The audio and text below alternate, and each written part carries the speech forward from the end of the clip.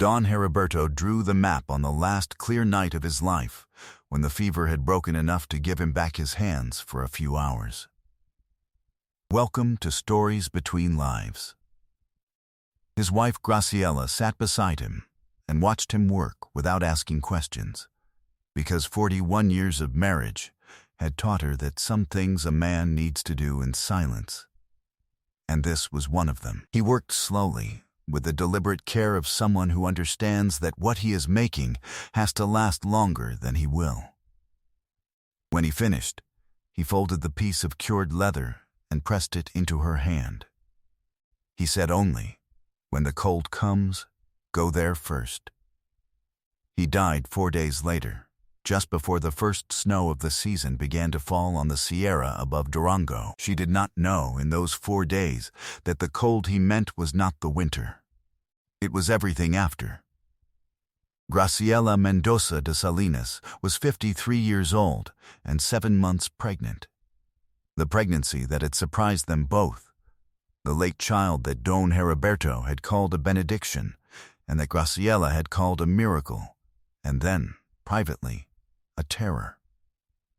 Because she was 53, and she had already raised 4 children to adulthood, and she was tired in her bones. But the child was coming regardless of what she called it, and Heriberto had been so quietly happy about it, in the way of men who have run out of words but still have a great deal of feeling, that she had stopped calling it anything except the baby, and let herself be happy alongside him.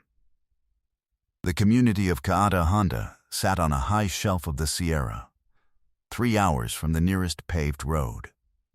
And it had its own way of doing things, which meant, among other things, that it had its own way of deciding whose trouble was worth sharing. When Heriberto was alive, their trouble had been shared, because Heriberto had spent 30 years building goodwill the way good men build it, quietly, consistently, without keeping track. He had fixed roofs and loaned mules and sat with the sick and never once brought it up afterward. The community owed him in the way communities owe men like that, deeply, and with the uncomfortable awareness that the debt can never fully be repaid. When Heriberto died, something shifted. Not all at once, not openly. It was more like a tide going out, a gradual withdrawal, a stepping back, a sudden business with other things. Part of it was the pregnancy, which made people uncomfortable in the way that late-life pregnancies make small communities uncomfortable. Too much to think about. Too many questions with no polite answers. Part of it was that Graciela was known to have opinions, and women with opinions who have just lost their anchor can be inconvenient. And part of it, the part she felt most but understood least until much later, was simply that grief is catching, and people step away from it the way they step away from fire.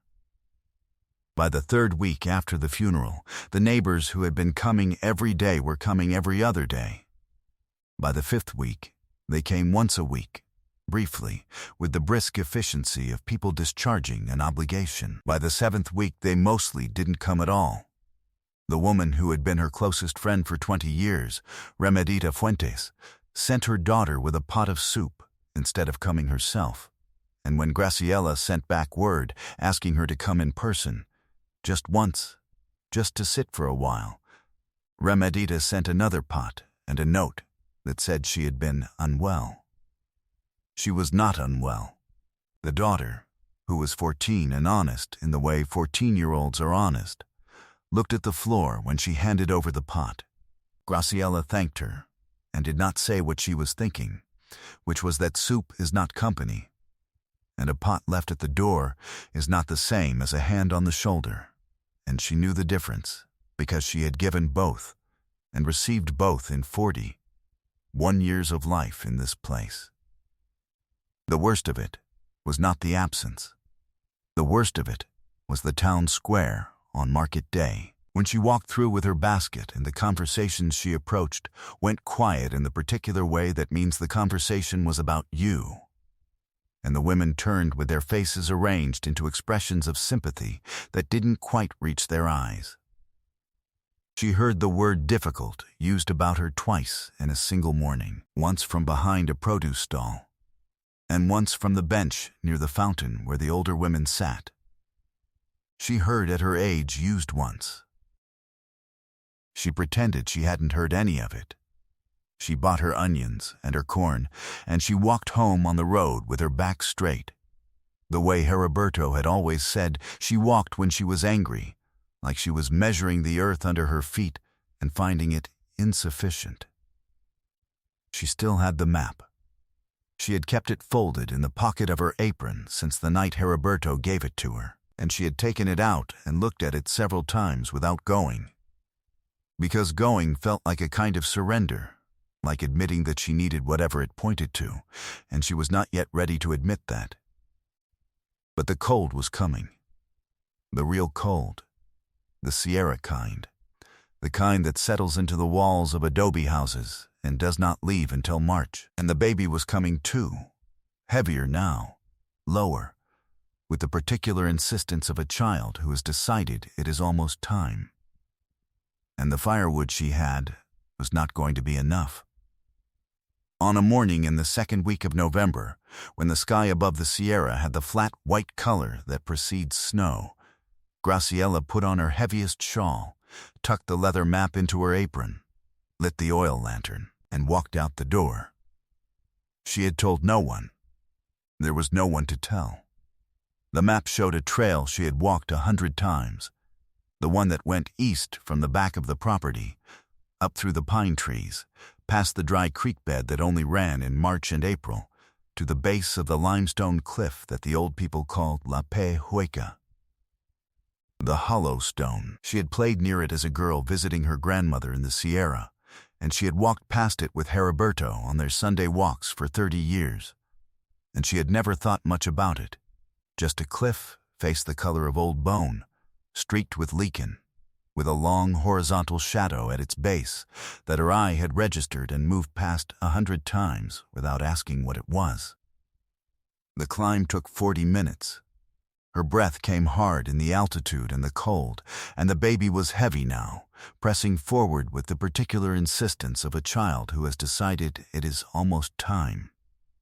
She stopped twice, once to rest her back against a pine trunk and breathe, once to check the map under the lantern light, tracing Heriberto's careful lines with her finger. His handwriting was small and deliberate. The same handwriting that had filled the margins of his account books for 30 years.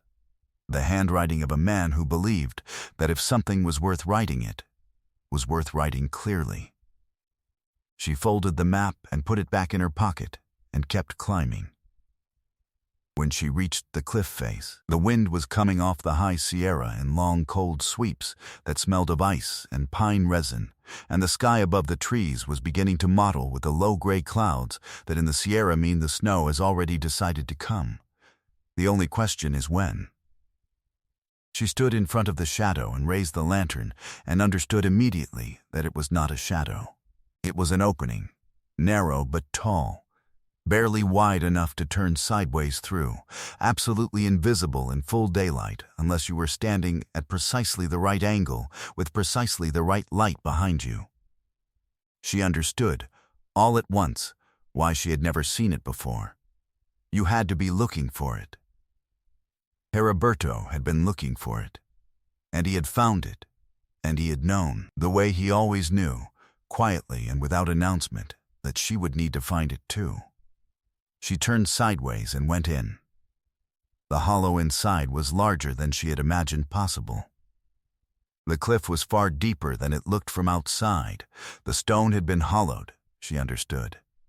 Not by water, but by the slow withdrawal of softer rock over centuries, leaving a chamber that was roughly oval, perhaps 12 feet across and 20 feet deep, with a ceiling high enough to stand under without stooping. The floor was flat stone, swept clean. And the air was the first remarkable thing. It was cold, but not biting. It was the temperature of a root cellar, the temperature of somewhere that stays constant regardless of what happens outside, because the stone insulates it from everything the weather can do. The second remarkable thing was the back wall. Along it, arranged with the careful order of someone who had spent considerable time making sure everything was placed correctly and would be found correctly, were the things Heriberto had left. He had been coming here for a long time. She could see it in the way some things had settled into the stone floor, small depressions where clay pots had rested long enough to leave their shapes. He had brought dried meat wrapped in cloth, tied tight the way she had taught him to tie it after the mice got into the pantry 4 winters ago. He had brought salt-preserved beans in sealed clay pots, the kind she made every September. Which meant he had taken some of hers. She remembered now a batch she had thought was misplaced. Dried chiles, corn, piloncillo in blocks wrapped in banana leaf, coffee in a sealed tin. Enough food, she calculated standing there doing the quiet arithmetic of survival, for 4 or 5 months of careful use. He had brought 2 thick wool blankets still in their oilcloth wrapping.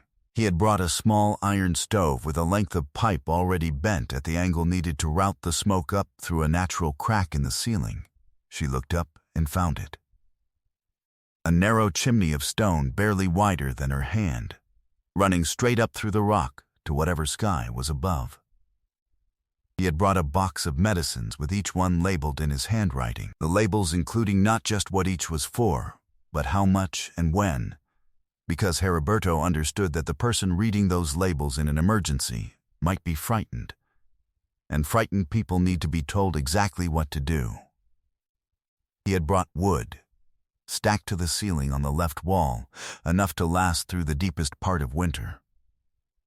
He had brought a crib. It was small, made of pine, the joints fitted without nails the way old carpenters do it, tight enough to last. She did not touch it at first. She walked around the chamber and looked at everything else and came back to it the way you come back to the thing you cannot yet bring yourself to look at directly. And then she saw something that made her drop the lantern. On the back panel of the crib, scratched into the wood with a nail or a blade in letters careful enough to be read by lantern light. For the baby that comes after me. I will not be cold, because I will be with God. Make sure you are not cold either. The lantern rolled a little on the stone floor, and its light moved and made everything in the chamber sway. Graciela picked it up. She set it on a level stone. She sat down on one of the oilcloth-wrapped blankets and held the crib's side rail with both hands and let herself cry for as long as she needed to, which was a while, because 41 years is a long time, and a hollow cliff in the Sierra is a good place to cry, private and solid and absolutely sure of itself, the way all old stone is sure of itself.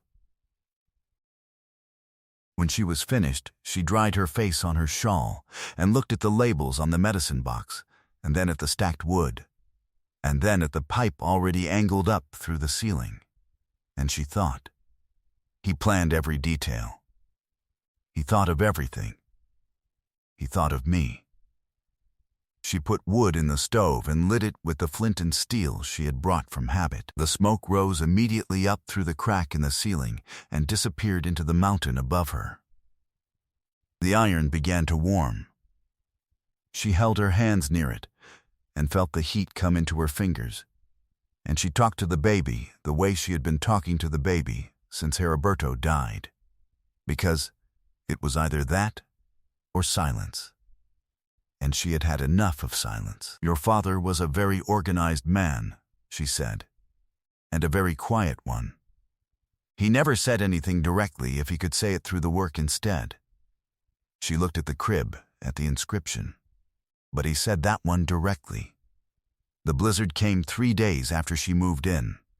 She had spent those 3 days going back and forth between the house and the hollow, carrying what she needed, her own blankets, the baby's clothes she had sewn over the summer, the photograph of Heriberto that she refused to leave behind regardless of practicality, the rebozo her mother had given her at her wedding which she wore now every day, the embroidered edge worn thin at the fold from 41 years of use.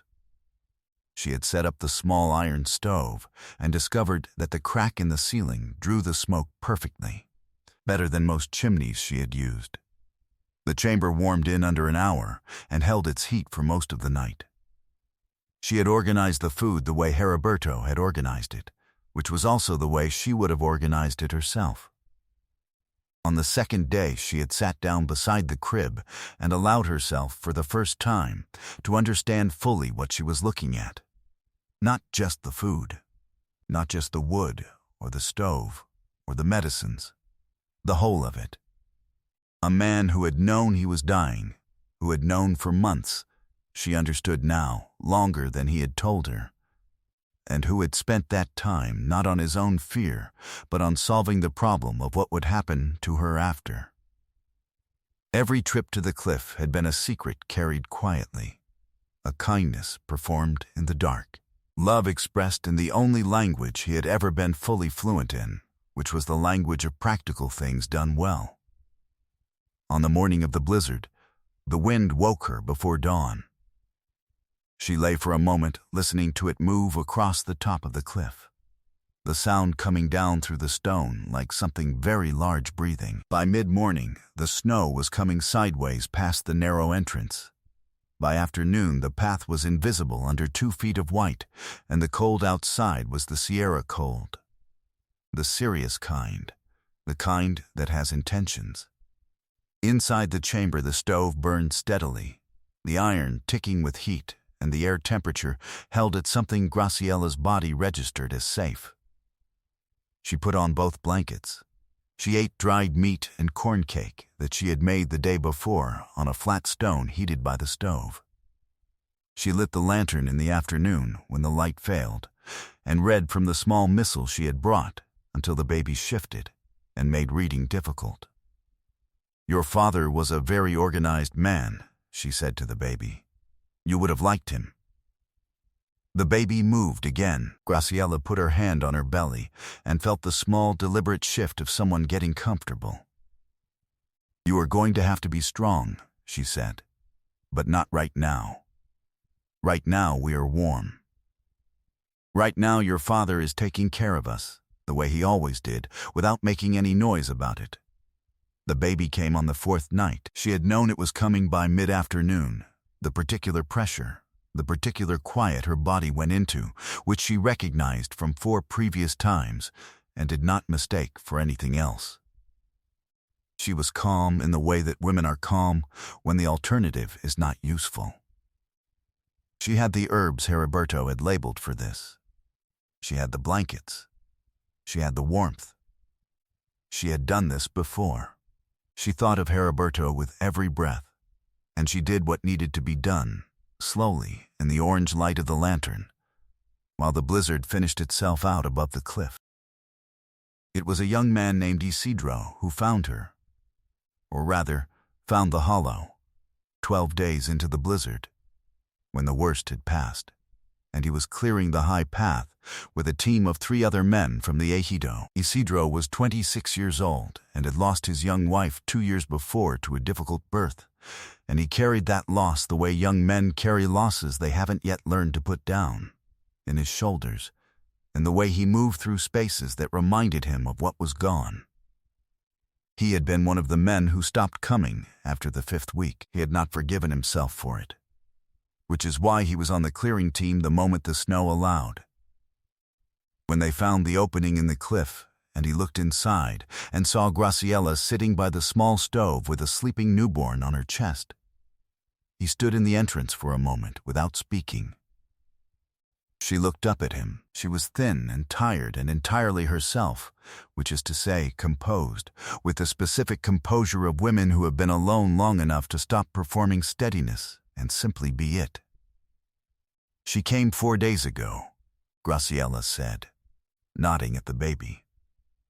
"I've been calling her Heriberta." Isidro took off his hat.